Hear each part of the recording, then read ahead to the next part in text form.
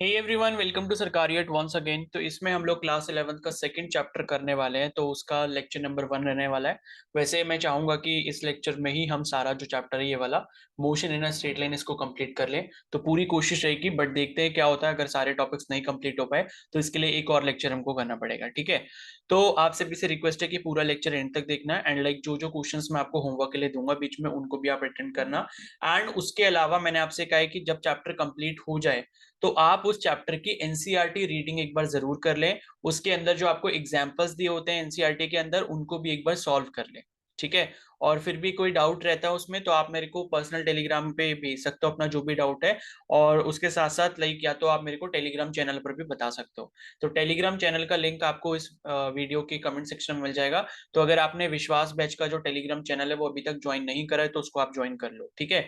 तो जो भी ऐसे कैंडिडेट हैं, चाहे वो नीट की प्रिपरेशन कर रहे हैं, सीवीटी की कर रहे हैं, बीएससी नर्सिंग के कर रहे हैं, बीएससी पैरामेडिकल की कर रहे हैं, और बी फार्मा की कर रहे हैं, बीपीटी की कर रहे हैं, तो कोई भी ऐसे एंट्रेंस एग्जाम है जिसमें आपका फिजिक्स केमिस्ट्री और बायोलॉजी आएगा तो ये सारे लेक्चर्स आपके लिए काफी ज्यादा इंपॉर्टेंट होने वाले हैं। तो इससे पहले हमने बेसिक मैथ्स पढ़ा था, उसके 5 लेक्चर किए थे जिसमें आपको मैंने आपको क्या करा था, बेसिक मैथमेटिक टूल्स जो होते हैं जैसे ट्रिग्नोमेट्री हो गया, डिफरेंशिएशन, इंटीग्रेशन, बेसिक कैलकुलेशन कैसे सॉल्व करनी होती है, ये सारी चीजें उसमें सिखाई थी। और उससे पहले कल जो है हमने जो पहला इसका चैप्टर है यूनिट्स एंड मेजरमेंट वो कंप्लीट कर लिया है, ठीक है।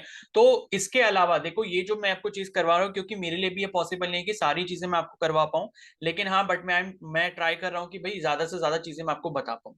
तो यहाँ पर जो मैं आपको पढ़ा रहा हूँ पहले वो पढ़ो, उसके नोट्स बनाओ। उसके बाद आपको एनसीईआरटी की पूरी रीडिंग करनी है। एनसीईआरटी के अंदर जो एग्जांपल्स दिए होते हैं बीच बीच में, टॉपिक पे मतलब टॉपिक होता है, टॉपिक के अंदर एग्जांपल दिया होता है, वो आप सॉल्व करो। खुद से सॉल्व नहीं हो रहा फिर आप सोल्यूशन देख सकते हो, उसको समझ सकते हो। उसके बाद आपको क्या करना है, जो चैप्टर कंप्लीट हो जाएगा फिर आप कोई भी या तो बुक ले सकते हो अपने अकॉर्डिंग जो भी आपको अच्छी लगती है, जिसमें चैप्टर वाइज क्वेश्चंस दिए हो उनको आप प्रैक्टिस कर सकते हो, ठीक है। या फिर आप क्या कर सकते हो, गूगल से क्वेश्चन सर्च कर सकते हो चैप्टर वाइज। तो आप सिंपली डालो जैसे motion in a straight line chapter है तो motion in a straight line MCQ करके डाल दो क्लास 11, ठीक है, या एमसीक्यू क्लास 11 फॉर नीट, या इस तरीके से करके डाल दो। तो आपको काफी सारे क्वेश्चंस मिल जाएंगे, तो आप उन क्वेश्चंस को सॉल्व कर सकते हो। तो इतना तो देखो एफर्ट आपको खुद से करना पड़ेगा तभी हो पाएगा, एंड अदरवाइज नहीं हो पाएगा, ठीक है। आप चाहो कि सारी चीजें मैं आपको करवा दूं तो वो भी पॉसिबल नहीं है। मैक्सिमम चीजें मैं आपको करवा रहा हूँ, बट हाँ सेल्फ स्टडी बहुत ज्यादा इंपॉर्टेंट है। जब तक सेल्फ स्टडी नहीं करोगे, खुद से क्वेश्चंस प्रैक्टिस नहीं करोगे, खुद से एमसीक्यूज नहीं करोगे, तब तक सिलेक्शन नहीं होगा, ठीक है। तो चाहे बीएससी नर्सिंग या बीएससी पैरामेडिकल कोई भी एंट्रेंस एग्जाम हो, चाहे वो एम्स का हो, ठीक है, पीजीआई चंडीगढ़ हो, आरयूएचएस हो, एमएनएस हो, या जिपमर हो, सारे एंट्रेंस एग्जाम के लिए ये पूरा सिलेबस है आपका, ठीक है। तो motion in a straight line जल्दी से स्टार्ट कर लेते हैं। इससे पहले के लेक्चर अगर आपने नहीं देखे तो प्लेलिस्ट आपको मिल जाएगी चैनल पर विश्वास बैच की, उसमें जाके आप बाकी के लेक्चर्स, पीछे के लेक्चर्स जो है वो आप चेकआउट कर सकते हो, ठीक है। तो जल्दी से स्टार्ट कर लेते हैं। तो motion in a straight line ये जो चैप्टर है, तो बेसिकली जैसे ये चैप्टर है, इस चैप्टर के नाम से हमें क्या समझ आता है, मोशन का मतलब होता है मूवमेंट। तो अगर किसी भी चीज का मूवमेंट हो रहा है, किसी भी पार्टिकल का, किसी भी बॉडी का, किसी भी व्हीकल का मूवमेंट हो रहा है स्ट्रेट लाइन में, स्ट्रेट लाइन मतलब कि सीधी लाइन में जब मूवमेंट हो रहा होता है, तो उससे रिलेटेड जितनी भी चीजें होती हैं वो हम इस चैप्टर के अंदर पढ़ते हैं, ठीक है। तो मोशन इन स्ट्रेट लाइन का मतलब कि एक डायमेंशन में मोशन हो रहा है। स्ट्रेट लाइन क्या होती है, 1 डायमेंशन में होती है। अगर हम बात करते हैं कि 2 डायमेंशन में अगर मोशन हो रहा होता है, वो क्या बन जाता है, आपका प्लेन बन जाता है, ठीक है। जैसे डायमेंशन का मतलब क्या है कि या तो ये हो गया या ये हो गया, ठीक है, या ये हो गया, तो ये क्या है, एक लाइन है, मतलब स्ट्रेट लाइन है, और स्ट्रेट लाइन ही क्या होता है, 1 डायमेंशन होता है। अब इसी तरीके से अगर मैं 2D की बात करता हूँ, 2 डायमेंशन की, मतलब कि अगर कोई, मान लो मैंने ये क्या बनाया, कोऑर्डिनेट एक्सिस बनाया, यहाँ पर ओरिजिन है, तो अगर ये जो है, मान लो यहाँ से किसी भी हम पार्टिकल का मूवमेंट हम ग्राफ में इस तरीके से दिखा रहे हैं, तो हमें यहाँ से क्या पता लगेगा, मान लो किसी पर्टिकुलर पॉइंट पे यहाँ पर अगर मेरे को पोजीशन बतानी है किसी ऑब्जेक्ट की जो इस तरीके से मूव कर रही है, तो मैं ये बताऊंगा कि भाई ये जो आपका एक्स एक्सिस है और ये वाई एक्सिस है, तो मैं ये बोलूंगा कि एक्स एक्सिस में मान लो कि इसने 5 मीटर मूव किया, एंड यहीं से अगर इसको वाई एक्सिस को मिला दूंगा तो मान लो कि वाई वाई एक्सिस में इसने 6 मीटर मूव किया, ठीक है। तो 5 मीटर इसका जो मतलब मूवमेंट हुआ है वो आपका एक्स कोऑर्डिनेट में हुआ है, और 6 मीटर जो है वो आपका वाई कोऑर्डिनेट में हुआ है। तो ये मैं बोलूंगा कि भाई ये क्या है, मोशन इन 2 डायमेंशन है, यानी कि इसमें दो कोऑर्डिनेट्स एक साथ चेंज हो रहे हैं, 2 डायमेंशन एक साथ चेंज हो रहे हैं, तो ऐसे मोशन को हम मोशन इन अ प्लेन कहते हैं, ठीक है। तो ये चीज आपको थोड़ा सा समझ आ गई होगी। और मान लो अगर कहीं पर 3 एक्सिस चेंज हो रहे हैं, यानी कि 3D मोशन हो रहा है, तो हम उसको मोशन इन अ स्पेस कहते हैं। तो ये थोड़ा सा आपको यहाँ पर क्लियर रखना है। ठीक है, अब हम यहाँ पर कुछ बेसिक टर्म्स के बारे में डिस्कशन करेंगे जो इस चैप्टर से रिलेटेड है। पहला आता है यहाँ पर डिस्टेंस एंड डिस्प्लेसमेंट। ठीक है, डिस्टेंस वर्सेस डिस्प्लेसमेंट। तो पहले ये दोनों टर्म्स को हमने समझना होगा। कई बार हम लोग क्या समझते हैं कि भाई ये दोनों एक ही होते हैं, लेकिन इनमें बहुत ज्यादा डिफरेंस होता है। ठीक है, तो डिफरेंस क्या होता है, मैं आपको यहाँ पर एक एग्जांपल देता हूं। जैसे मान लो ठीक है, कोई बॉय है एंड उसका घर मान लो यहाँ पर है किसी पॉइंट ए पर। ठीक है, और उसका जो फ्रेंड है, उसके फ्रेंड का जो घर है मान लो यहाँ पर है बी पॉइंट पे। और यही सेम सिचुएशन में इधर भी बना देता हूं कि ए पॉइंट पे एक लड़के का घर है और बी पॉइंट पे उसके फ्रेंड का घर है। ठीक है, तो क्या है, मतलब जनरली हम जो रास्ते देखते हैं, तो मान लो कि क्या होता है कि गली वगैरह होती है, उसके बीच में से हमको जाना पड़ता है। तो लाइक मतलब यहाँ पर ए वाला जो मतलब ए घर से, मतलब जो पॉइंट ए पर घर बना हुआ है वहां से एक लड़का निकलता है। और वो कैसे जाता है, ऐसे जाता है, पहले सीधा जाता है, फिर लेफ्ट मुड़ेगा, और उसके बाद यहाँ से फिर सीधा गया, फिर मान लो इधर राइट में गली मुड़ जाती है, फिर इधर वापस से मुड़ गया, और फिर इधर जब लेफ्ट मुड़ेगा तब इसका घर आएगा। तो जनरली हमारे जो घर बने होते हैं आसपास कॉलोनी वगैरह में, वो इसी तरीके से होते हैं। मतलब दूसरी जगह पर हमें जाना होता है तो ऐसे मुड़ के इधर उधर साइड में ऐसे करके जाना पड़ता है, यानी कि सीधा कोई रास्ता नहीं होता। ठीक है, तो यहां पर इसने जो टोटल पाथ कवर किया है, पहले केस में जो इसने टोटल पाथ कवर किया है, ठीक है, टोटल पाथ ये जो है, ये आपका क्या है, आप इसे डिस्टेंस कह सकते हो।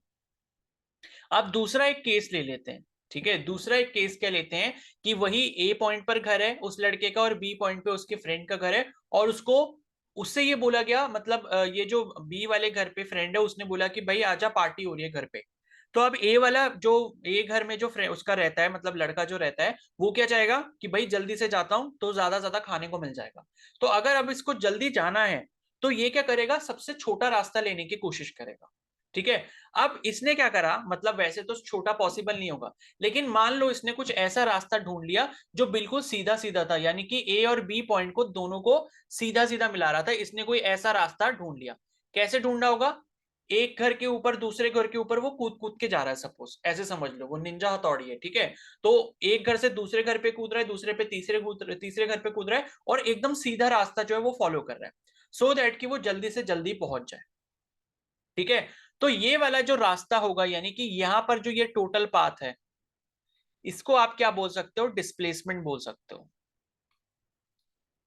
ठीक है, तो डिस्प्लेसमेंट में हमें क्या क्या मतलब चीज पता लगती है। पहली चीज तो ये है कि जो डिस्प्लेसमेंट होता है वो क्या होता है, शॉर्टेस्ट पाथ होता है किसी भी दो पॉइंट्स के बीच में, between any two points. Two points कौन कौन से, एक इनिशियल पॉइंट हो गया और एक फाइनल पॉइंट हो गया। ठीक है, अब डिस्टेंस जो होता है वो शॉर्टेस्ट हो भी सकता है और नहीं भी हो सकता है। ठीक है, तो यहां मैं लिख देता हूं डिस्टेंस वाले में कि मे और मे नॉट बी, मे और may not be shortest path. ठीक है, इतनी चीज आपको समझ आ गई होगी, यानी कि सबसे छोटा हो भी सकता है, सबसे छोटा नहीं भी हो सकता है। ठीक है, और आपको ध्यान क्या रखना है कि डिस्प्लेसमेंट जो होता है वो भी क्या होता है, एक तरीके का डिस्टेंस होता है। It is also a type of distance. यानी कि डिस्प्लेसमेंट वाली जो दूरी हम कह रहे हैं, जो कि सबसे छोटी दूरी होती है किसी भी दो पॉइंट के बीच में, वो आपकी एक तरीके की डिस्टेंस ही होती है। डिस्टेंस कोई भी रास्ता हो सकता है, लेकिन डिस्प्लेसमेंट सबसे छोटा रास्ता होता है। ठीक है, और आप यहां पर डिस्प्लेसमेंट के लिए एक और डेफिनेशन यूज कर सकते हो, perpendicular perpendicular distance between two points. यानी कि डिस्टेंस तो होता है, लेकिन कैसा डिस्टेंस होता है, परपेंडिकुलर डिस्टेंस होता है दो पॉइंट्स के बीच में, यानी कि बिल्कुल सीधा सीधा। ठीक है, इतनी बात समझ आ गई। तो यहां पर ये डिस्टेंस और डिस्प्लेसमेंट का कंफ्यूजन अब आपको नहीं होना चाहिए।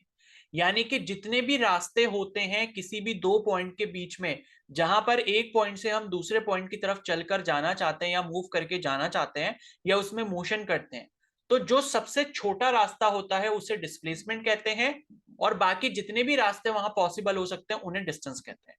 और डिस्प्लेसमेंट भी क्या है, एक तरीके का डिस्टेंस ही होता है, लेकिन डिस्प्लेसमेंट क्या है, एक टाइप का स्पेसिफिक डिस्टेंस है, स्पेसिफिक इन टर्म्स ऑफ कि वो शॉर्टेस्ट लेंथ है।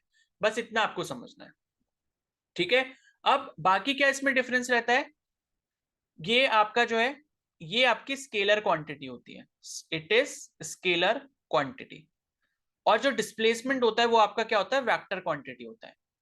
ठीक है, अब स्केलर और वेक्टर क्या होता है ये अभी हमने डिस्कस नहीं करा, मैं ऐसे ही बता देता हूं। स्केलर का मतलब होता है कि भाई इसमें सिर्फ और सिर्फ हम मैग्नीट्यूड की बात करते हैं, हमें डायरेक्शन से कोई मतलब नहीं होता इस फिजिकल क्वांटिटी की। मतलब डिस्टेंस में डायरेक्शन का कोई रोल नहीं होता। ठीक है, बंदा जो है राइट मुड़ के जा रहा है, लेफ्ट मुड़ के जा रहा है, उससे मतलब नहीं है, बस इनिशियल और फाइनल पॉइंट से मतलब है। तो उस केस में वो जो क्वांटिटी बन जाती है क्या बन जाती है, स्केलर क्वांटिटी बन जाती है। लेकिन डिस्प्लेसमेंट में हम बार बार क्या बोल रहे हैं कि भाई यहाँ पर ये क्या है, परपेंडिकुलर डिस्टेंस है या शॉर्टेस्ट है। शॉर्टेस्ट मतलब कि भाई आपने एक डायरेक्शन तो बनाई होगी ना, कि जब आप इस पर्टिकुलर पॉइंट ए को बी से मिलाओगे तो इस डायरेक्शन में ये रास्ता मिल रहा है। ठीक है, इधर वाली डायरेक्शन में रास्ता मिल रहा है, तो आपको क्या मिल गई, डायरेक्शन मिल गई। मतलब आपको डायरेक्शन यहाँ स्पेसिफाई करनी पड़ रही है। मतलब ए पर जो लड़का खड़ा है उसको नॉर्थ ईस्ट डायरेक्शन में मूव करना पड़ेगा सीधा सीधा, तब वो पॉइंट बी पर पहुंच पाएगा। तो ये जो नॉर्थ ईस्ट डायरेक्शन है, क्योंकि यहाँ पर ऊपर क्या होता है, नॉर्थ होता है, इधर क्या होता है, ईस्ट होता है, तो ये मान लो कि क्या हो गया, नॉर्थ ईस्ट हो गया। तो नॉर्थ ईस्ट में इसको इधर इधर सीधा सीधा जाना पड़ेगा, तभी अपने फ्रेंड के घर पहुंच पाएगा। और दूसरी चीज आपने क्या बोली कि भाई ये क्या होता है, परपेंडिकुलर डिस्टेंस होता है, मतलब बिल्कुल सीधा सीधा, तब भी आपने डायरेक्शन के बारे में स्पेसिफाई कर दिया। तो ऐसी जो क्वांटिटी होती है जिसके बारे में जिसमें हम मैग्नीट्यूड और डायरेक्शन दोनों के बारे में बात कर रहे होते हैं, उसे हम वेक्टर क्वांटिटी कहते हैं, मैग्नीट्यूड एंड डायरेक्शन बोथ। ठीक है, अब जैसे यहां पर है, तो स्केलर और इनकी जो यूनिट होती है दोनों की मीटर होती है। ऐसा यूनिट जो होती है इसकी भी मीटर और इस वाले की भी मीटर। ठीक है, तो डिस्टेंस के केस में आपको खाली मैग्नीट्यूड बताना होता है, यानी कि ए से बी तक जो है लड़का गया अपने फ्रेंड के घर पे, तो वो ये बोलेगा कि भाई मैंने 1 किलोमीटर जो है दूरी तय करी। लेकिन अगर मैं बोलूं डिस्प्लेसमेंट उसको बताना है कि एक मतलब डिस्प्लेसमेंट कितना कवर किया, तो वो ऐसे बोलेगा कि डिस्प्लेसमेंट तो भाई छोटा रास्ता होगा, क्योंकि जो ये पहला वाला उसने रास्ता लिया था ये लंबा रास्ता था, ये वाला छोटा था। तो डिस्प्लेसमेंट के टर्म्स में मान लो वो कहेगा कि मैंने 750 मीटर का यहाँ पर जो है लेंथ कवर की, कौन सी डायरेक्शन में, नॉर्थ ईस्ट डायरेक्शन में। तो डिस्प्लेसमेंट मेरे को ऐसे स्पेसिफाई करनी होगी। तो ये आपका क्या होता है, डिफरेंस होता है डिस्टेंस और डिस्प्लेसमेंट के बीच में। ठीक है, इसको अभी बाद में डिस्कस करेंगे, बीच में मैंने डाल दिया है। तो अब नेक्स्ट हमारा जो टॉपिक आ जाता है वो है यहीं पर स्पीड और वेलोसिटी। ठीक है, तो जिस तरीके से अभी हमने डिस्टेंस और डिस्प्लेसमेंट के बारे में बात की, वैसे ही अब हम स्पीड और वेलोसिटी के बारे में बात करेंगे। ठीक है, तो अब क्या क्या डिफरेंस होता है, अगर हम ये बोल रहे हैं, स्पीड की जो डेफिनेशन होती है वो ये होती है, रेट ऑफ, या रेट रहने दो, खाली चेंज लिख लेते हैं। ठीक है, change of distance with respect to time. और ये जो वेलोसिटी होता है वो क्या होता है, change of displacement with respect to time. तो कहने का मतलब है, स्पीड जो होता है, मान लो अगर स्पीड को मैं एस से रिप्रेजेंट कर रहा हूं, तो स्पीड इज इक्वल टू क्या हो गया, डिस्टेंस अपॉन टाइम। ठीक है, मान लो मैंने ये बोला आपसे कि भाई मैं जो हूं 500 मीटर की दूरी तय करता हूं कितने में, 500 मीटर इन, मान लो मैं ये करता हूं, मान लो मैं ये लिख देता हूं 100 सेकेंड्स। ठीक है, तो अगर मेरे को स्पीड बताना है, स्पीड का मतलब क्या है, स्पीड का मतलब ये होता है कि मैं आपको ये बताऊं कि मैं कितनी तेजी से चल रहा हूं। तो ये पता कैसे लगेगा, ये पता तब लगेगा जब आप डिस्टेंस को टाइम से डिवाइड कर दोगे। तो स्पीड मेरी यहां पर कितनी आ जाएगी, 500 मीटर अपॉन 100 सेकेंड्स। तो ये 2 जीरो से ये 2 जीरो कैंसिल हो गए, मेरी स्पीड कितनी हो गई, 5 मीटर पर सेकेंड। तो ये मीटर पर सेकंड का मतलब क्या है, 5 मीटर पर सेकंड अगर मेरी स्पीड आ रही है, तो इसका मतलब है कि लगभग लगभग 5 मीटर जो हूं मैं 1 सेकंड में डिस्टेंस जो हूं ट्रैवल कर रहा हूं। यहां पर इसका कहने का मतलब ये है। ठीक है, डिस्प्लेसमेंट में भी हम, मतलब ये वेलोसिटी में भी हम सेम चीज को समझते हैं। वेलोसिटी मान लो v से अगर डिनोट करता हूं तो ये हो जाता है आपका डिस्प्लेसमेंट अपॉन टाइम। ठीक है, डिस्प्लेसमेंट अपॉन टाइम। लेकिन वेलोसिटी में आपको क्या ध्यान रखना है, हम यहां पर डिस्प्लेसमेंट की बात कर रहे होते हैं, यानी कि जो भी बॉडी का मोशन हो रहा होगा वो शॉर्टेस्ट पाथ पे हो रहा होगा। लेकिन स्पीड के केस में हम डिस्टेंस के बारे में बात कर रहे होते हैं, और वो डिस्टेंस कोई भी हो सकता है, वो डिस्प्लेसमेंट भी हो सकता है। लेकिन वेलोसिटी की जब बात करेंगे तो स्पेसिफिकली हम डिस्प्लेसमेंट की बात कर रहे होंगे कि पर यूनिट टाइम में डिस्प्लेसमेंट कितना तय किया गया है ऑब्जेक्ट या बॉडी की तरफ से। ठीक है, तो अगर मान लो मैं लिखता हूं कि भाई मेरे पास दो पॉइंट हैं ए और बी, और ए और बी के बीच में डिस्प्लेसमेंट जो है वो कितना है, 120 मीटर का है, और मेरे को टाइम यहां पर कितना लगता है, 10 सेकंड का लगता है ए से बी पहुंचने में। तो यहां पर मेरी वेलोसिटी कितनी हो जाएगी, displacement upon time, 10 second time हो गया। तो एक जीरो से एक जीरो गया, कितना आ गया, 12 मीटर पर सेकंड। यानी कि मेरी वेलोसिटी यहां पर कितनी होगी, 12 मीटर पर सेकंड, यानी कि एक सेकंड में मैं 12 मीटर का डिस्प्लेसमेंट कवर कर रहा हूं। ठीक है, तो ये होता है स्पीड और वेलोसिटी के बीच में डिफरेंस। स्पीड में आपका कोई भी डिस्टेंस हो सकता है, लेकिन वेलोसिटी जब हम टर्म यूज कर रहे हैं तो वहां पे हम स्पेसिफिकली डिस्प्लेसमेंट की बात कर रहे होंगे, यानी कि किसी भी दो पॉइंट के बीच का शॉर्टेस्ट डिस्टेंस के बारे में बात चल रही होगी। तो ये होता है आपका स्पीड वर्सेस वेलोसिटी। अब और क्या डिफरेंसेस है इनमें, पहला ये कि स्पीड जो है वो आपका स्केलर क्वांटिटी है। ठीक है, मतलब सिर्फ मैग्नीट्यूड की बात होती है। वेलोसिटी जो ये आपकी क्या है, वेक्टर क्वांटिटी, यानी कि हमें जो है यहाँ पर डायरेक्शन के बारे में भी इंफॉर्मेशन मिल जाती है वेलोसिटी से।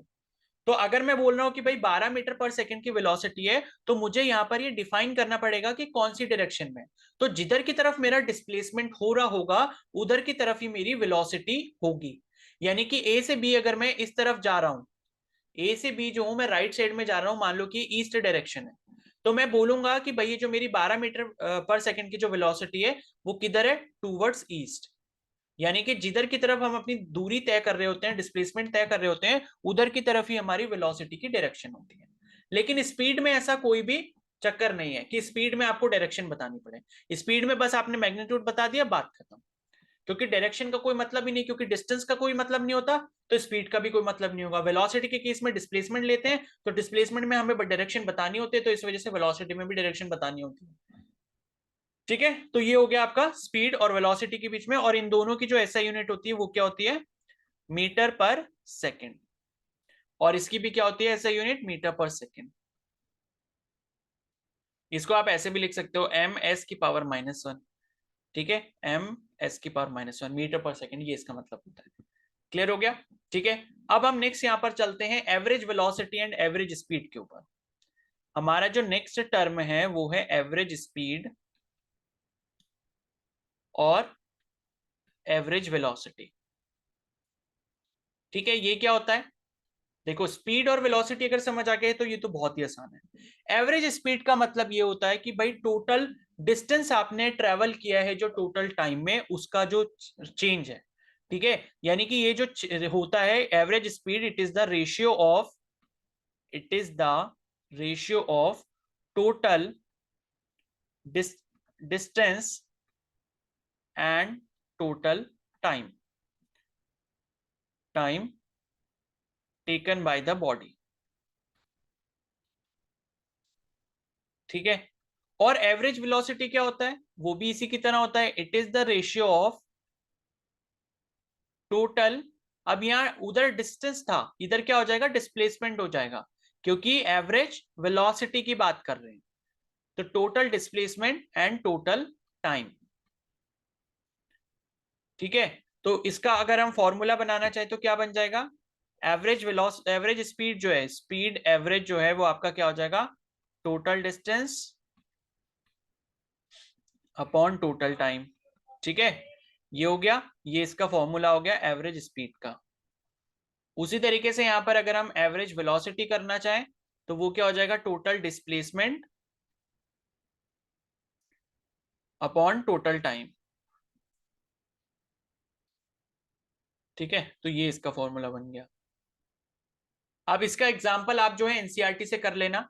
तो होता कैसे इसमें, वो ऐसा बोलेंगे क्वेश्चन में कि भाई एक गाड़ी है, ठीक है, उसने पहले घंटे में इतना मतलब डिस्टेंस ट्रेवल किया, दूसरे घंटे में इतना किया, फिर आखिरी के 3 घंटे में इतना किया। तो आप क्या करोगे, सारा डिस्टेंस पहले ऐड कर लोगे, सारा टाइम देख लोगे कितना ट्रेवल करा है बॉडी ने, और टोटल डिस्टेंस को टोटल टाइम से डिवाइड कर दोगे, आपको एवरेज स्पीड पता चल जाएगी। ठीक है, तो आप जो है, जैसे हम जो कैलकुलेशन करते हैं वो एवरेज स्पीड की करते हैं ज्यादातर। तो जब भी आप गाड़ी चलाते हो, ठीक है, जैसे मान लो आप गाड़ी चला रहे हो, एंड गाड़ी चलाने के बाद क्या होता है, कई बार बीच में ट्रैफिक आ जाता है। ठीक है, कई बार रेड लाइट आ जाती है तो हमें क्या करना पड़ता है, अपनी गाड़ी को रोकना पड़ता है, या कहीं पर थोड़ा सा ट्रैफिक ज्यादा होता है तो अपनी गाड़ी को स्लो डाउन करना पड़ता है। लेकिन कहीं पर खुला एकदम हाईवे होता है, अच्छी स्मूथ रोड होती है, तो हमारी गाड़ी की स्पीड बढ़ जाती है। ठीक है, और फिर क्या होता है, मान लो आप ए पॉइंट से बी पॉइंट तक चले, तो बीच में ये सारी घटनाएं हुई, पहले मतलब स्मूथ हाईवे मिला तो तेज हो गई आपकी स्पीड, ट्रैफिक मिला तो कम हो गई, रेड लाइट आया तो थोड़ी देर के लिए गाड़ी रुक गई। तो आपने देखा कि भाई ए पॉइंट पर जब आप थे, मतलब स्टार्ट जब आपने गाड़ी करी थी, तो दोपहर के 12 बज रहे थे। ठीक है, और जब आपने गाड़ी अपने डेस्टिनेशन पॉइंट पे ले जाकर रोकी तो शाम के 4 बज रहे थे। और टोटल जो दूरी थी, मान लो ये दिल्ली है और ये मान लो कि जयपुर है, तो दिल्ली और जयपुर के बीच में मान लो यहां पर दूरी थी लगभग 200 किलोमीटर की। तो अब आपसे पूछा कि भाई एवरेज स्पीड यहाँ पर कितनी होगी, तो टोटल आप डिस्टेंस देख लो भाई, यहाँ पर कितना है, 200 किलोमीटर का है। टोटल टाइम कितना लगा, 12 से 4 अगर बच गए तो टोटल टाइम कितना हो गया, 4 घंटे हो गया। ये किलोमीटर में, तो आपका आंसर जो आ जाएगा क्या आ जाएगा, 50 किलोमीटर पर आवर आ जाएगा। 50 किलोमीटर जो है ये आपका आंसर हो गया। लेकिन ये यूनिट जो है ये ऐसा यूनिट नहीं है, ये किलोमीटर पर आवर है। जनरली हम इसको भी यूज कर लेते हैं कभी कभी, न्यूमेरिकल के अकॉर्डिंग देखना पड़ता है। अगर ऑप्शंस आपको मीटर पर सेकंड में दिए तो आप मीटर पर सेकंड में चेंज करोगे, अगर नहीं है किलोमीटर पर आवर में दिए तो उसी में आप आंसर निकाल सकते हो। ठीक है, और किलोमीटर पर आवर से अगर आपको मीटर पर सेकंड में चेंज करना है तो मैंने आपको सिखाया था किससे मल्टीप्लाई करते हैं, 5/18 से मल्टीप्लाई करते हैं। तो जो भी होगा, ये 2 9 18 हो गया, 225 जो ये हो गया, तो ये हो गया आपका 125 डिवाइडेड बाय 9 मीटर पर सेकंड। किलोमीटर पर आवर को अगर आपने मीटर पर सेकंड में यूनिट में चेंज करना होता है तो आप 5/18 से मल्टीप्लाई कर देते हो। ठीक है, इसी तरीके से एवरेज वेलोसिटी आपका निकल जाएगा total displacement upon total time करके। तो ये थ्योरी जब आप एनसीईआरटी से पढ़ोगे उसमें एक दो एग्जांपल दिए, वो आप सॉल्व करोगे तो सारी चीजें आपको क्लियर हो जाएंगी। ठीक है, अब आपको एक चीज मैं और समझाता हूं यहाँ पे।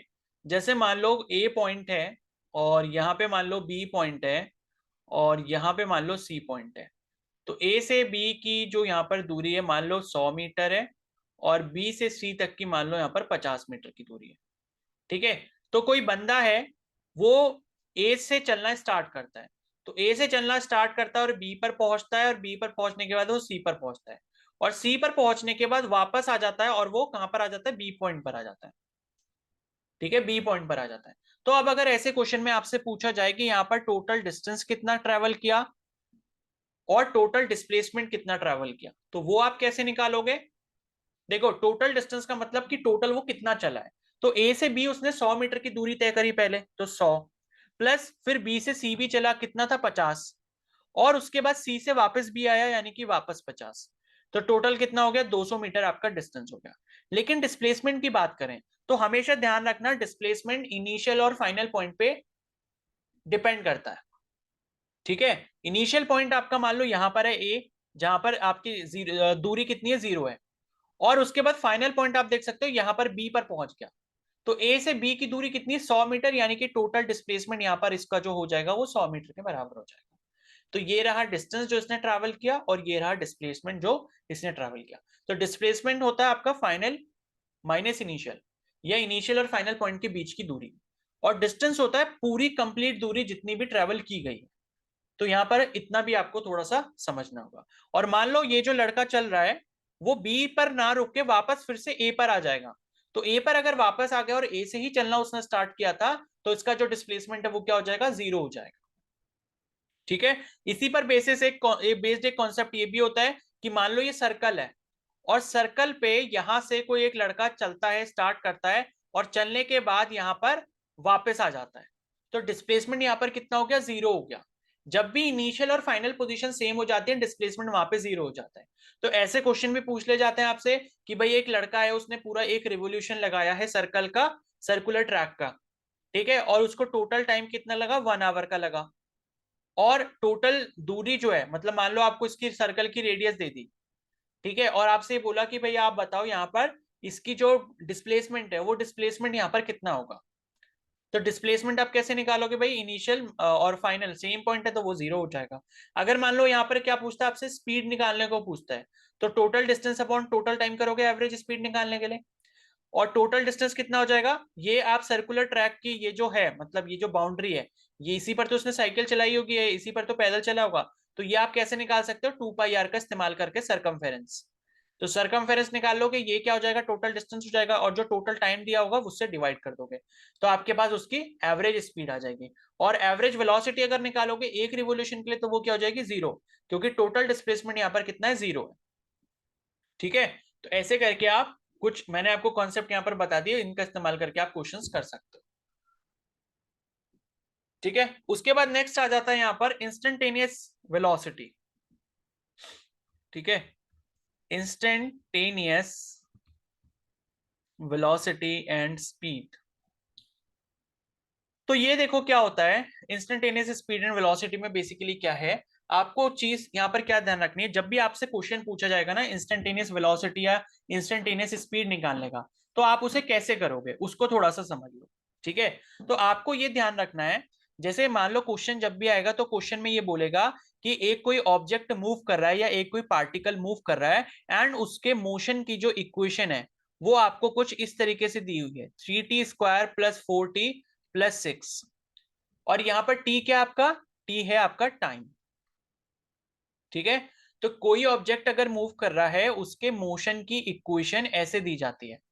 मोशन की इक्वेशन मतलब ये x क्या है आपका, x है आपका डिस्प्लेसमेंट, यानी कि उसकी डिस्प्लेसमेंट की इक्वेशन आपको ये दी हुई है, डिस्प्लेसमेंट की या डिस्टेंस की, कुछ भी हो सकता है। ठीक है, मोशन की बोल देगा इक्वेशन, या डिस्प्लेसमेंट की बोल देगा, या डिस्टेंस की बोल देगा, तो वो आपको t के टर्म्स में ऐसी दी हुई है। अब आपसे वो क्या बोलेगा कि भाई कैलकुलेट इंस्टेंटेनियस वेलोसिटी या फिर स्पीड एट t = 5 सेकेंड। ठीक है, यानी कि जब ये ऑब्जेक्ट मूव करना स्टार्ट करेगा, तो जब टाइम 5 सेकंड हो जाएगा, उस टाइम पर, उस पर्टिकुलर टाइम पर यहां पर वेलोसिटी कितनी होगी। अब ये जो आप इक्वेशन देख रहे हो x = 3t² + 4t + 6, ये डायरेक्टली किस पर डिपेंड कर रही है, टाइम पर डिपेंड कर रही है।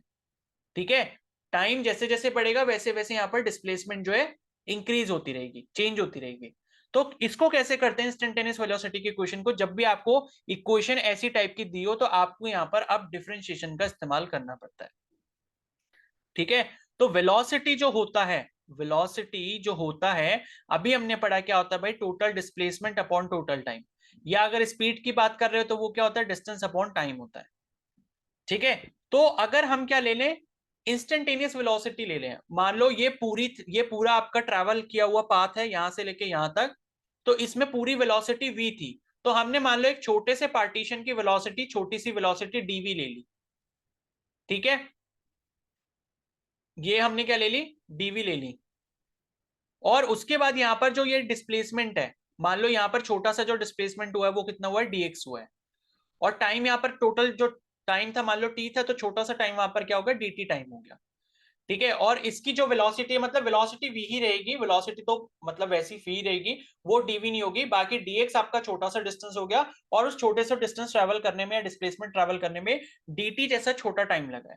तो यहाँ पर जब आपको वेलोसिटी ऐसे कैलकुलेट करनी होती है, तो आप क्या कर देते हो, dx/dt कर देते हो। और ये जो dx/dt होता है, बेसिकली होता क्या है, ये आपका वेलोसिटी का जो फॉर्मूला आता है वो होता है d/dt ऑफ x।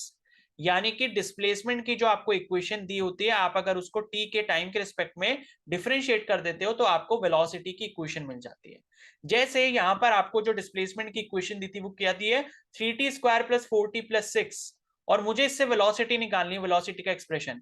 तो मैं क्या करूंगा, इस इक्वेशन को टाइम के रिस्पेक्ट में डिफरेंशिएट कर दूंगा, 3t² + 4t + 6। ठीक है, डिफरेंशिएशन आप सभी ने सीख रखा है कैसे करते हैं, ये कर दूंगा।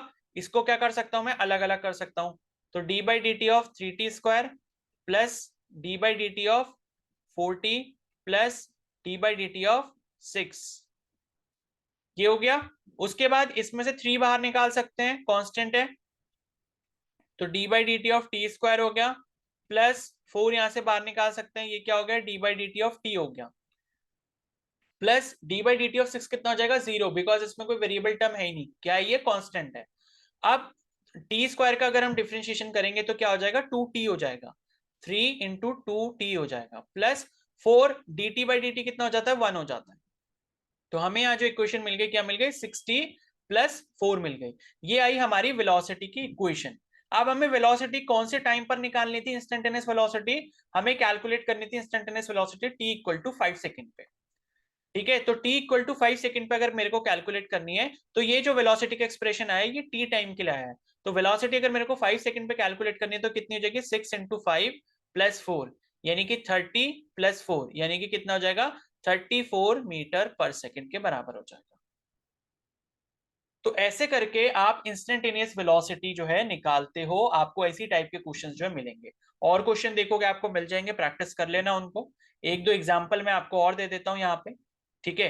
ये आप क्वेश्चन जो है होमवर्क में करोगे। तो पहला क्वेश्चन यहाँ पर है, सपोज कि आपको जो डिस्प्लेसमेंट है उसकी इक्वेशन दी है 4t³ plus 6t² plus 5t।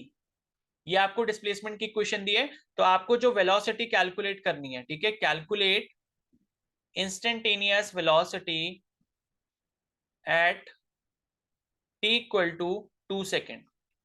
ठीक है, तो ये क्वेश्चन जो है आप यहाँ पर होमवर्क क्वेश्चन के रूप में करोगे। ठीक है, तो एक क्वेश्चन ये वाला कर लेना। तो यहाँ पर हमने क्या क्या देख लिया, डिस्टेंस हो गया, डिस्प्लेसमेंट हो गया, स्पीड हो गया, वेलोसिटी हो गया, एवरेज स्पीड हो गया, एवरेज वेलोसिटी हो गया। उसके बाद हमने इंस्टेंटेनियस वेलोसिटी या इंस्टेंटेनियस स्पीड देख लिया। ठीक है, और इंस्टेंटेनियस स्पीड निकालने का भी सेम ही तरीका होता है, बस आपको वहां पर डिस्टेंस की इक्वेशन दे दी जाएगी, और डिस्टेंस की इक्वेशन भी ऐसी ही होती है। तो वहां आप डिस्टेंस की इक्वेशन को टाइम के रिस्पेक्ट में डिफरेंशिएट कर दोगे। समझ आ गई बात। अब नेक्स्ट जो टर्म है हम यहाँ पर डिस्कस करेंगे वो है एक्सेलरेशन। ठीक है, कि भाई एक्सेलरेशन क्या होता है। तो आप सभी ने कभी ना कभी लाइक देखा ही होगा, जैसे आपके टू व्हीलर होते हैं, बाइक हो गया, स्कूटी हो गया, गाड़ी जो होती है, गाड़ी में तो वहां पर क्या होता है, रेस होती है। ठीक है, रेस का मतलब कि लाइक जिसे आप घुमाते हो, बाइक के केस में आप जो वो घुमाते हो हैंडल से, ठीक है, वो क्या कहते हो कि आप रेस बढ़ा रहे हैं हम। ठीक है, हम उसको जब घुमा रहे होते हैं तो क्या होता है, रेस बढ़ रही होती है। क्लियर है, यानी कि जितना तेज तेज बाइक को भगाना होगा उतना तेज हम उसको क्या करेंगे, उतना ज्यादा घुमा देंगे। तो वो रेस को बेसिकली जो टर्म हम कहते हैं वो क्या होता है, उसका एक्सेलरेटर होता है, एक्सेलरेटर। उसी तरीके से गाड़ी में आपने देखा होगा, हम कहते हैं ना कि भाई रेस ज्यादा दबाओ तो गाड़ी तेज भागेगी। तो वो जो हम बोलते हैं कि भाई रेस ज्यादा दबाओ, वो भी उसका क्या होता है, एक्सेलरेटर होता है। एक्सेलरेटर क्या है, उसका टेक्निकल टर्म है। तो एक्सेलरेटर का मतलब कि एक ऐसी चीज जो किसी भी चीज की स्पीड को चेंज करने में हेल्प करेगी, यानी कि स्पीड को बढ़ाने में हेल्प करेगी। तो वो क्या होगा, एक्सेलरेटर हो गया। ठीक है, और जब हम ब्रेक लगाते हैं गाड़ी पे तो क्या होता है, गाड़ी स्लो डाउन हो जाती है। तो वो काम किसका करती है, डी एक्सेलेटर का करती है। डी एक्सेलेटर मतलब कि गाड़ी की स्पीड को कम करने का काम कर रही है। तो ब्रेक जो है वो आपका एक डी एक्सेलेटर डिवाइस का काम करता है, और एक्सेलेटर मतलब जिसको प्रेस करने पे आपकी गाड़ी और तेज भागेगी। ठीक है, तो वहीं से ये टर्म आया है आपका एक्सेलरेशन। एक्सेलरेशन का मतलब होता है कि वेलोसिटी में चेंज कितना आ रहा है, पॉजिटिव चेंज कितना आ रहा है। ठीक है, जैसे मान लो यहां पर इस पर्टिकुलर पॉइंट ए पर गाड़ी की स्पीड अभी कितनी थी, मान लो इस गाड़ी की स्पीड थी आपकी 0 मीटर पर सेकेंड, गाड़ी अभी रुकी हुई है। गाड़ी ने चलना स्टार्ट किया और गाड़ी 5 सेकेंड में यहां पर इस पर बी पॉइंट पर जो गाड़ी की स्पीड हो जाती है वो मान लो हो जाती है 10 मीटर पर सेकेंड। ठीक है, ये हो गई गाड़ी की स्पीड। यू का मतलब होता है इनिशियल वेलोसिटी, और वी का मतलब क्या होता है, फाइनल वेलोसिटी। तो इनिशियल वेलोसिटी मतलब जब गाड़ी गाड़ी चलना स्टार्ट कर रही थी तो गाड़ी मतलब रुकी हुई थी, तब उसकी स्पीड कितनी थी, 0 थी। और 5 सेकंड बाद हमने देखा किसी एक पर्टिकुलर पॉइंट बी पर, तो गाड़ी की स्पीड जो है, फाइनल वेलोसिटी जो हो गई उसकी कितनी हो गई, 10 मीटर पर सेकेंड हो गई।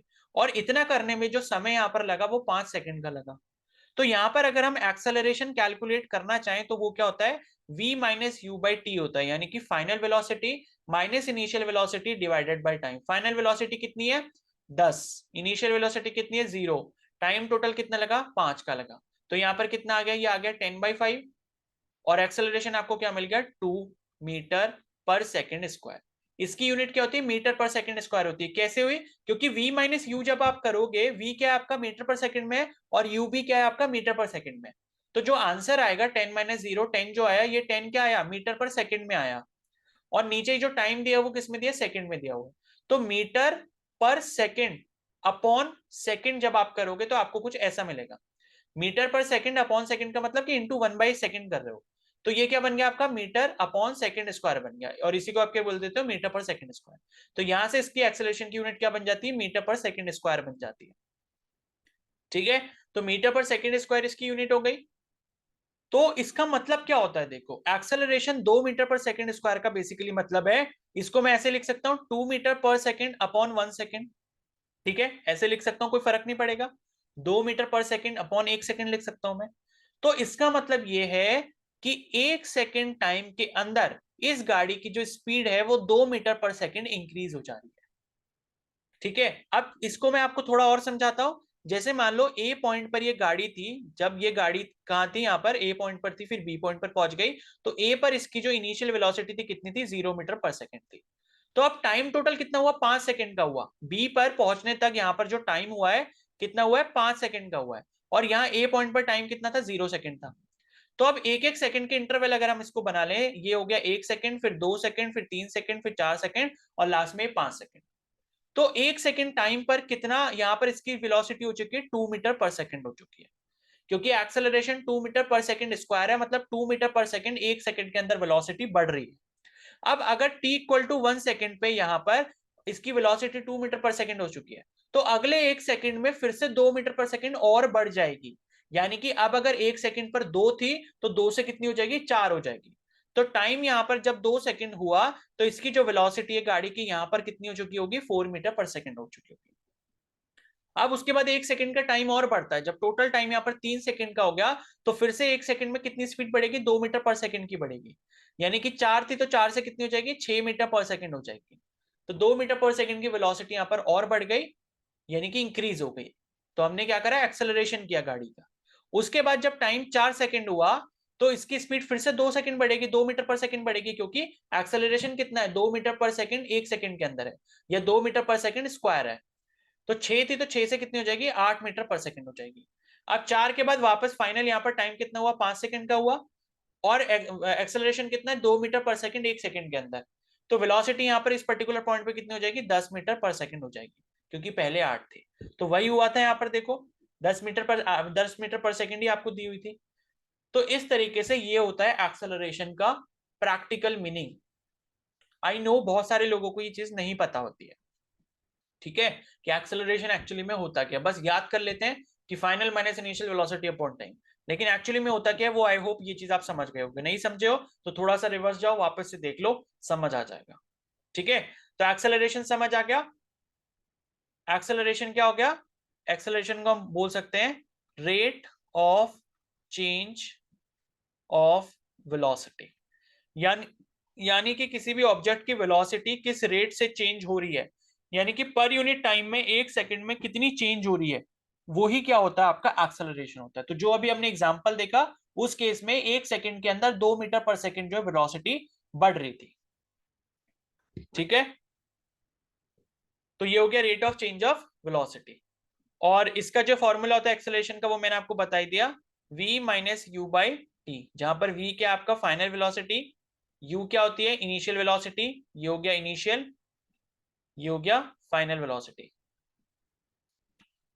और नीचे क्या हो गया, टोटल टाइम हो गया। ठीक है, तो ये होता है आपका एक्सेलरेशन। अब इसके बाद हम देखेंगे इंस्टेंटेनियस एक्सेलरेशन, मतलब अभी तो हमने जो पढ़ा वो क्या था, एवरेज एक्सेलरेशन था। ठीक है, अब हम देखेंगे इंस्टेंटेनियस एक्सेलरेशन। जैसे अभी हमने इंस्टेंटेनियस वेलोसिटी की बात करी थी, यानी कि किसी पर्टिकुलर टाइम पर अगर आपको वेलोसिटी या स्पीड निकालनी होती तब आप कैसे निकालते हो, तो अभी हमने देखा था डिफरेंशिएट करके निकालते हैं। उसी तरीके से यहाँ पर क्या होता है, इंस्टेंटेनियस एक्सेलरेशन होता है। अब ये क्या होता है, तो अभी जैसे हमने पढ़ा कि भाई एक्सेलरेशन का फॉर्मूला क्या होता है, change in velocity upon change in time होता है। तो उसी के अकॉर्डिंग यहाँ पर एक्सेलरेशन का जो फॉर्मूला बन जाता है ए इंस्टेंटेनियस, वो हो जाता है आपका डीवी बाई टी टी।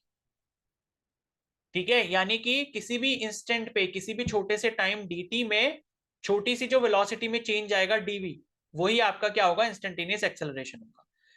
ठीक है, और इसे ही आप क्या लिख सकते हो, कि आप क्या कर रहे हो, टाइम के रिस्पेक्ट में वेलोसिटी को डिफरेंशिएट कर रहे हो। तो इंस्टेंटेनियस एक्सेलरेशन क्या होता है, वेलोसिटी की जो भी आपको इक्वेशन दी होगी, वहां पर आप उसको डिफरेंशिएट कर दोगे तो आपको एक्सेलरेशन की इक्वेशन मिल जाएगी। और जिस भी पर्टिकुलर टाइम पर आपसे पूछा होगा, तो वो टाइम पर उसकी आप वैल्यू रख दोगे और आपको इंस्टेंटेनियस एक्सेलरेशन मिल जाएगा। जैसे फॉर एग्जांपल यहां पर मान लो एक आपको इक्वेशन दी है, कि वेलोसिटी की इक्वेशन आपको इस तरीके से दी हुई है टाइम के रिस्पेक्ट में, 3t square plus 4t plus 1। और आपसे ये बोला कि भाई आप कैलकुलेट यहां पर करो instantaneous acceleration at t equal to 2 second. तो कैसे करेंगे हम? एक्सेलरेशन, इंस्टेंटेनियस एक्सेलरेशन अगर निकाल रहे हैं तो वो क्या हो जाएगा? D by D T of velocity. Velocity का एक्सप्रेशन आपको दिया है 3t² प्लस 4t+1। ठीक है, अब सिंपली आप क्या कर दोगे, यहाँ पर डिफ्रेंशिएट कर दोगे इनको अलग अलग करके, तो ये हो जाएगा 3 D by D T of t² plus 4 D by D T of T plus D by D T of 1। ठीक है, तो 3 हो गया, t² का डिफरेंशिएशन 2t होता है, 4 dt/dt है वो हो गया 1, और d/dt ऑफ 1 कितना हो गया? 0 हो गया। ठीक है, तो 3 इंटू 2 कितना हो गया? 6t हो गया, और ये कितना बचा? 4 बचा। तो 6t प्लस 4 जो है वो आपके पास यहाँ पर इंस्टेंटेनियस एक्सेलरेशन की जो है लाइफ, मतलब इंस्टेंटेनियस ये जो एक्सेलरेशन इसकी जो वैल्यू वो आपको मिल जाएगी यहाँ पर। ठीक है, तो ये हो गया। अब इसके बाद आपसे क्या बोला कि भाई आपको t इक्वल टू 2 सेकेंड पे कैलकुलेट करना है, तो यहाँ पर t इक्वल टू 2 सेकेंड पर अगर आप कैलकुलेट करोगे तो कितना हो जाएगा? 6 इंटू 2 प्लस 4, तो कितना हो जाएगा? 6 टू 12, 12 प्लस 4 कितना हो गया? 16 मीटर पर सेकेंड स्क्वायर यहाँ पर एक्सेलरेशन होगा t equal to 2 second time पे। ठीक है, आई होप ये चीज आपको समझ आ गई होगी यहाँ पे। तो इतनी सारी चीजें हमने पढ़ ली हैं, इंस्टेंटेनियस एक्सेलरेशन भी यहाँ पर हो चुका है हमारा। अब इसके बाद आता है हमारा, इसके बाद जो आता है वो आता है equations of motion for uniformly accelerated motion. यानी कि हम ऐसे मोशन की बात कर रहे हैं जिसमें एक्सेलरेशन क्या है? कांस्टेंट है, यानी कि एक्सेलरेशन चेंज नहीं हो रहा। ठीक है, तो देखो बेसिकली अभी हमने क्या पढ़ा है, एक्सेलरेशन क्या होता है भाई? वेलोसिटी का चेंज होना। लेकिन वो जो वेलोसिटी का चेंज हो रहा है क्या वो कांस्टेंट तरीके से हो रहा है या नहीं हो रहा है? तो अगर कांस्टेंट तरीके से हो रहा होता है तो हम उसको यूनिफॉर्मली एक्सेलरेटेड मोशन कहते हैं, और कांस्टेंट तरीके से नहीं हो रहा मतलब पहले सेकंड में वेलोसिटी 2 मीटर पर सेकंड बढ़ गई, अगले सेकंड में 4 मीटर पर सेकंड बढ़ गई, उसके बाद 1 मीटर पर सेकंड बढ़ गई, तो वो क्या हो गया? आपका नॉन यूनिफॉर्म एक्सेलरेटेड मोशन हो गया। तो ये जो हम इक्वेशन ऑफ मोशन पढ़ रहे हैं ये यूनिफॉर्मली एक्सेलरेटेड मोशन के लिए पढ़ रहे हैं, यानी कि यहां पर जो कंडीशन होती है वो ये होती है कि आपका जो एक्सेलरेशन होता है किसी भी कंडीशन में वो कांस्टेंट होता है। जैसे मैंने कहा कि कोई गाड़ी अगर चल रही है तो अगर उसका एक्सेलरेशन 5 मीटर पर सेकेंड स्क्वायर का है, यानी कि हर सेकंड में वो 5 मीटर पर सेकंड ही अपनी स्पीड को चेंज करेगी। यानी कि पहले 0 था, 1 सेकंड का टाइम हुआ, वेलोसिटी कितनी हो गई? 5 मीटर पर सेकंड हो गई। ठीक है, टाइम 2 सेकंड हुआ, वेलोसिटी कितनी हो जाएगी? 10 मीटर पर सेकंड हो गई। टाइम 3 सेकंड हुआ, वेलोसिटी कितनी हो जाएगी? 15 मीटर पर सेकंड हो जाएगी। यानी कि जब भी आपका एक्सेलरेशन कांस्टेंट होगा तब आप कुछ इक्वेशंस हैं आप उनका इस्तेमाल कर सकते हो अपने न्यूमेरिकल सॉल्व करने के लिए। ठीक है, तो कौन कौन सी वो इक्वेशन होती है? तो पहली जो इक्वेशन होती है, बेसिकली 3 इक्वेशन होती है हमारे पास। पहली जो इक्वेशन होती है वो होती है v is equal to u plus a t. v क्या है? Final velocity. u क्या है? Initial velocity. ए क्या है आपका? Constant acceleration. हमेशा ध्यान रखना ये जो एक्सेलरेशन है क्या है? कांस्टेंट है, यानी कि चेंज नहीं हो रहा। और t क्या होता है? टाइम होता है। तो पहली इक्वेशन तो ये हो गई। दूसरी इक्वेशन यहां पर होती है v² minus u² is equal to 2 into a into s. v क्या है? Final velocity. u क्या है? Initial velocity. a क्या है? एक्सेलरेशन। और s क्या है? यहां पर डिस्प्लेसमेंट है। ठीक है, तीसरी इक्वेशन जो हमारे पास यहां पर होती है वो होती है s is equal to u t plus half a into t square. s क्या है? यहां पर डिस्प्लेसमेंट। ठीक है, u क्या? Initial velocity. t आपका टाइम हो गया। a क्या होता है? कांस्टेंट एक्सेलरेशन हो गया। और t यहां पर वापस से क्या हो गया? टाइम हो गया। तो ये 3 इक्वेशन है जो हमें न्यूमेरिकल सॉल्व करने में हेल्प करती है। तो ये न्यूमेरिकल्स आप पहले एनसीईआरटी की जब आप रीडिंग करोगे तो उसमें आपको कुछ एग्जांपल्स मिल जाएंगे, तो पहले वो करना और उसके बाद फिर गूगल पे सर्च करके आप इसके एमसीक्यू प्रैक्टिस कर लेना। तो ये 3 इक्वेशंस मैंने आपको समझा दी हैं, लेकिन यूज करोगे कैसे वो आपको क्वेश्चन जब आप न्यूमेरिकल करोगे सॉल्व तभी आपको पता लग पाएगा। ठीक है, जैसे मान लो बोला कि भाई कोई एक ऑब्जेक्ट है, उसकी इनिशियल वेलोसिटी इतनी है, उसका एक्सेलरेशन इतना है, इतने टाइम के लिए उसने मूवमेंट करा, तो बताओ फाइनल वेलोसिटी कितनी होगी? तो पहली इक्वेशन का आप इस्तेमाल कर लोगे। मान लो किसी इक्वेशन में इनिशियल फाइनल वेलोसिटी आपको दोनों दे रखे हैं, एक्सेलरेशन दिया हुआ है, और आपसे बोला कि भाई डिस्प्लेसमेंट निकालो, तो आप दूसरी इक्वेशन को इस्तेमाल कर लोगे। तो जो भी वेरिएबल दिए हैं और जो निकालने हैं उसके अकॉर्डिंग आप यहाँ पर इक्वेशन जो है वो इस्तेमाल करते हो, ठीक है। और आपको एक चीज मैं बता दूं, एक हमारा होता है स्मॉल जी। स्मॉल जी क्या होता है भाई? एक्सेलरेशन ड्यू टू ग्रेविटी होता है, एक्सेलरेशन ड्यू टू ग्रेविटी, ठीक है। अब इसका मतलब क्या होता है ये यहां पर थोड़ा सा समझ लो, बहुत इंपॉर्टेंट है। जैसे मान लो ये हमारी अर्थ है, ये क्या है? अर्थ है। तो अर्थ की एक प्रॉपर्टी होती है कि भाई किसी भी चीज को वो अपनी तरफ खींचती है, अट्रैक्शन फोर्स की वजह से खींचती है, ठीक है। कौन सा फोर्स होता है उसमें? ग्रेविटेशनल फोर्स होता है। और ग्रेविटेशनल फोर्स का रीजन क्या होता है? मास। यानी कि जिसका ज्यादा मास होगा वो उतनी तेजी से अपनी तरफ दूसरे किसी हल्के ऑब्जेक्ट को खींच पाएगा, ठीक है। तो अर्थ का मास तो भाई बहुत ज्यादा है। अब मान लो यहां पर हवा में से कोई एक ऑब्जेक्ट हमने गिराया, मान लो ये कोई एक पार्टिकल है, ये पार्टिकल नीचे की तरफ आ रहा है और ये मूव करते हुए आ रहा है, तो अर्थ क्या इसको खींच रही है अपनी तरफ, तभी तो भाई नीचे की तरफ गिर रहा होगा यहाँ। तो ये जो अर्थ खींच रही होती है, तो ये जो आपको पार्टिकल दिख रहा है, इस पार्टिकल पर जो एक्सेलरेशन लगता है वही आपका स्मॉल जी के बराबर होता है। यानी कि अर्थ जो इसको खींच रही है, जिस फोर्स से खींच रही है, और उस फोर्स की वजह से जो एक्सेलरेशन आ रहा है, क्योंकि फोर्स क्या होता है भाई? मास इनटू एक्सेलरेशन होता है, ठीक है। फोर्स लगने का मतलब है एक्सेलरेशन लगेगा। तो फोर्स अर्थ के ग्रेविटेशनल फोर्स की वजह से लग रहा है, और उस फोर्स की वजह से क्या आता है इस पार्टिकल में? ये जो पार्टिकल नीचे अर्थ की तरफ खिंचा चला आ रहा है ऊपर से, इस पे क्या लग रहा है? एक्सेलरेशन लग रहा है। और यही एक्सेलरेशन को हम क्या बोलते हैं? एक्सेलरेशन ड्यू टू ग्रेविटी का नाम देते हैं, जिसे हम स्मॉल जी से रिप्रेजेंट करते हैं। और इसकी जो वैल्यू होती है वो होती है 9.81 मीटर पर सेकेंड स्क्वायर, ठीक है। अब इसका भी मतलब क्या हुआ कि 9.81 मीटर पर सेकेंड स्क्वायर ऐसे लिख सकते हो, या आप इसको ऐसे लिख सकते हो 9.81 मीटर पर सेकेंड अपॉन 1 सेकेंड। यानी कि 1 सेकेंड टाइम में इतनी मीटर पर सेकेंड की वेलोसिटी इंक्रीज होती है जब कोई ऑब्जेक्ट ऊपर से नीचे की तरफ आता है, अर्थ की तरफ। और इसका उल्टा केस कब देखते हो? जब आप किसी ऑब्जेक्ट को अर्थ से दूर फेंकने की कोशिश करते हो। मान लो आपने अपने हाथ में बॉल उठाई नीचे ग्राउंड से, और बॉल को आपने हवा में फेंका। तो हवा में जब आप फेंकते हो तो अर्थ तो उसको अपनी तरफ खींच रही है। तो हवा में जब आप फेंकते हो उसे, तो 1 सेकेंड में उसकी वेलोसिटी 9.8 घटती जाती है। और जब कोई हवा में से ऊपर से नीचे ऑब्जेक्ट आ रहा होता है, तो हर 1 सेकेंड के अंदर 9.81 मीटर पर सेकेंड उसकी वेलोसिटी इंक्रीज हो रही है। और इसी को हम एक्सेलरेशन ड्यू टू ग्रेविटी कहते हैं, जो जिसकी वैल्यू 9.81 मीटर पर सेकेंड स्क्वायर होती है। यानी कि ये ऑब्जेक्ट मान लो ये नीचे की तरफ जब गिर रहा होगा, तो सपोज यहां पर इसका टाइम क्या है? 0 सेकेंड है। अब यहां पर इसका मान लो टाइम क्या हो गया? 1 सेकेंड हो गया। यहां पर मान लो इसका टाइम 2 सेकेंड हो गया। यहां पर मान लो टाइम इसका 3 सेकेंड हो गया, नीचे यहां तक आते आते सरफेस पे। तो time t equal to 0 second था, इसने चलना स्टार्ट किया। अब 1 सेकेंड का टाइम यहां पर जैसे ही हुआ, इसकी वेलोसिटी कितनी बढ़ जाएगी? 9.81 मीटर पर सेकेंड बढ़ जाएगी। यानी कि 0 थी पहले इसकी वेलोसिटी, तो यहां पर 1 सेकेंड टाइम पर कितनी हो जाएगी? 9.81 मीटर पर सेकेंड के बराबर हो जाएगी, ठीक है। अब टाइम क्या हुआ? 1 सेकेंड से 2 सेकेंड हो गया, यानी कि एक और सेकेंड का टाइम बढ़ गया।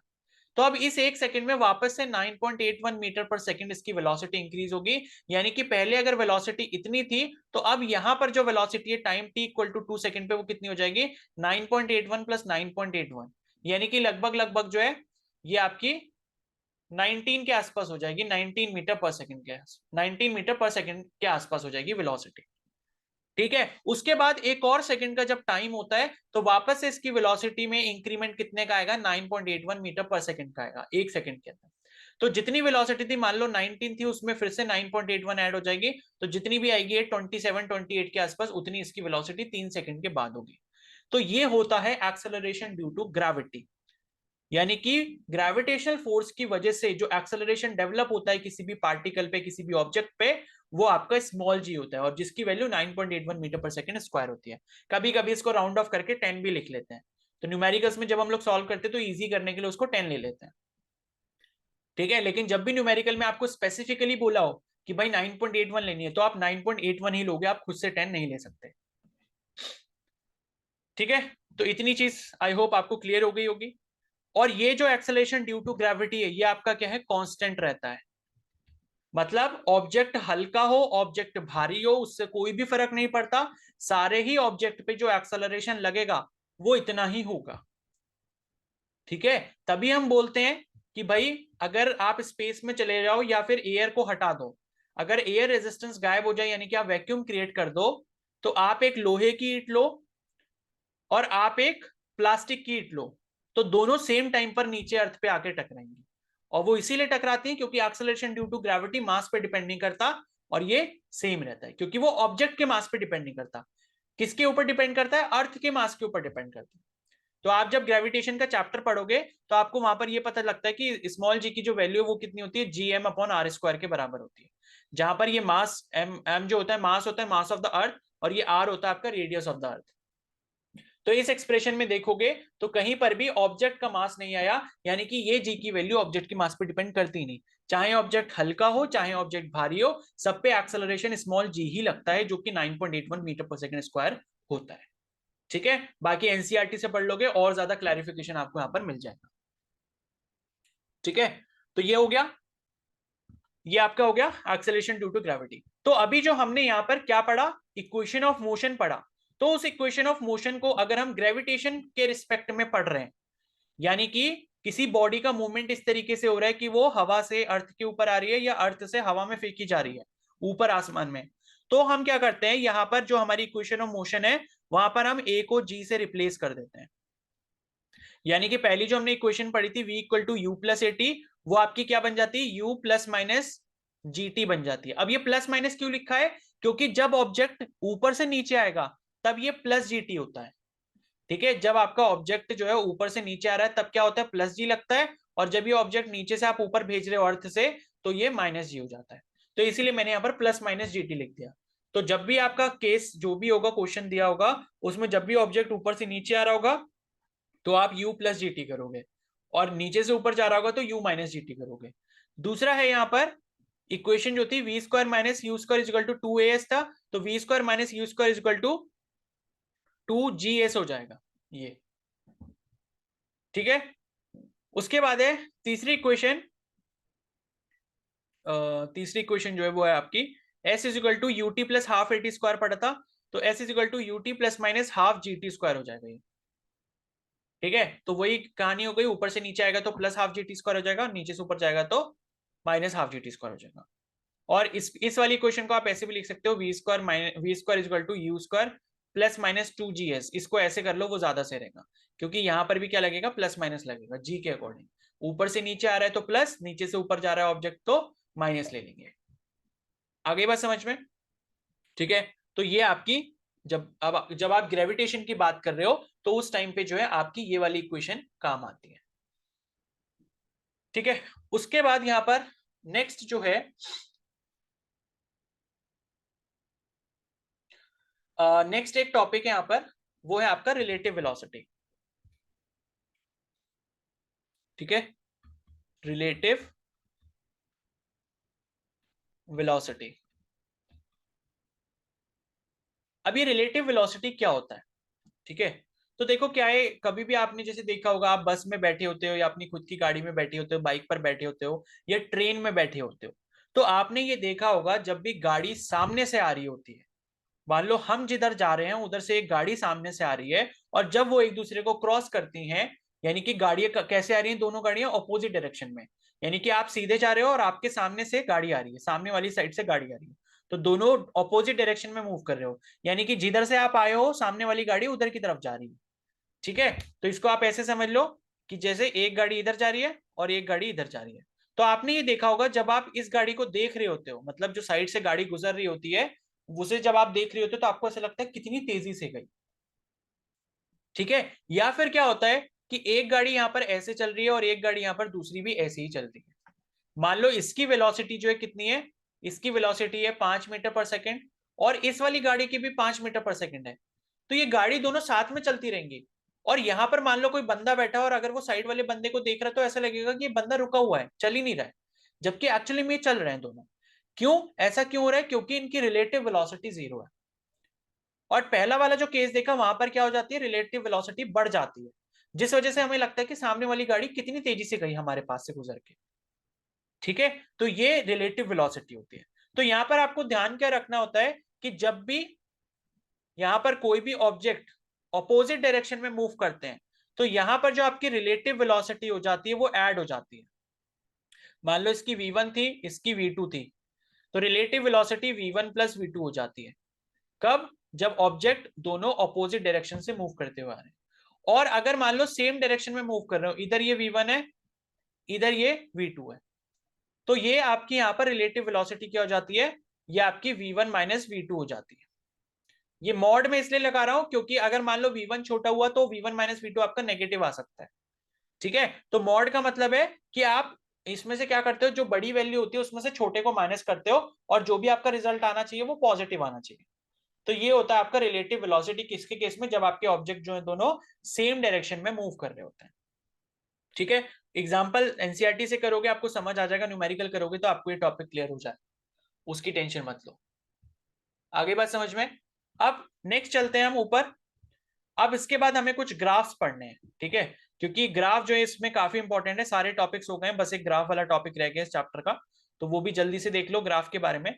तो ये ग्राफ जो है ये मैंने लिए हैं, ठीक है, तो ये बुक से लिए हैं। तो ये ग्राफ आपको कैसे समझने, जैसे यहाँ पर ग्राफ से क्वेश्चंस पूछे जाते हैं इस चैप्टर से, इसलिए सारे ग्राफ आपको पता होना चाहिए। तो पहला जो ग्राफ है वो आपका है स्टेशनरी ऑब्जेक्ट का। स्टेशनरी ऑब्जेक्ट का मतलब क्या होता है कि भाई उस ऑब्जेक्ट का जो डिस्प्लेसमेंट है वो नहीं बढ़ रहा। क्या बढ़ रहा है? बस टाइम बढ़ रहा है, यानी कि टाइम आगे बढ़ता जा रहा है और डिस्प्लेसमेंट जीरो है, वो रुका हुआ है, अभी तक कुछ भी उसमें मूवमेंट नहीं हो रहा। तो इसका जो ग्राफ है वो कैसे बन जाता है, यहां पर इन्होंने बना के दिखाया। अगर आपको थोड़ा हल्का दिख रहा हो तो थोड़ा समझ लेना। तो ये आपका एक्स एक्सिस है, इधर आपका टी एक्सिस है, और ग्राफ बन जाता है ऐसा। ग्राफ की लाइन होती है ऐसी, बिल्कुल स्ट्रेट लाइन टाइम के। तो आप यहां पर देखोगे कि भाई टाइम तो यहां पर बढ़ता जा रहा है, लेकिन जो डिस्प्लेसमेंट है वो आपकी जीरो ही है। यानी कि कुछ इसमें डिस्प्लेसमेंट पहले हुआ, उस डिस्प्लेसमेंट होने के बाद फिर कोई डिस्प्लेसमेंट नहीं बढ़ रहा। तो ये जो आपका ग्राफ होता है ये होता है स्टेशनरी ऑब्जेक्ट का, यानी कि कोई ऑब्जेक्ट जो है वो अभी रेस्ट पे रुका हुआ है। ठीक है, दूसरा जो ग्राफ है, an object is in uniform motion with positive velocity.